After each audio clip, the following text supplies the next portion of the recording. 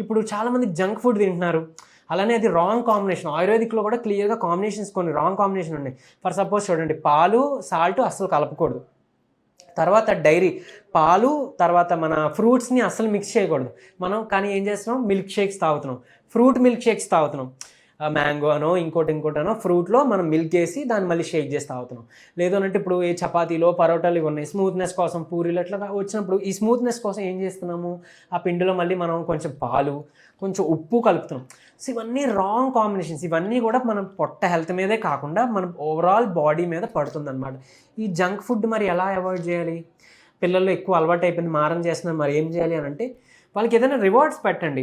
వారంలో ఒక్కరోజే లేదా వారంలో ఒక 2 రోజులు, ఇదొక రోజు, వారం చివరి ఒక రోజు, అట్లా 2 రోజులు మాత్రమే మనం అది తిందాం. మిగిలిన రోజుల్లో ఓన్లీ స్ట్రిక్ట్‌గా ఇంట్లో ఫుడ్డే లేదా హెల్తీ ఫుడ్డే మాత్రమే తినాలి అని చెప్పి, లేదు మీరు ఏదైనా ఇది పాటిస్తేనే మీకు ఆ జంక్ ఫుడ్ లైక్ ఆ ఫుడ్ మీకు కావాల్సింది అదే ఇస్తానని చెప్పి ఏదో చెప్పి అట్లా అలవాటు చేయడం మొదలుపెట్టండి. పిల్లలు మారం చేశారు కదా అని కొట్టేస్తే వాళ్ళు ఇంకా కావాలనే కోరుకుంటారు. మీకేనా మీరు కళ్ళు మూసుకొని ఇది ఆలోచించొద్దంటే అదే ఆలోచనలోకి వస్తది గానీ, అది ఆలోచించకుండా మాత్రం ఉండలేదు. అట్లనే పిల్లలు కూడా అండి.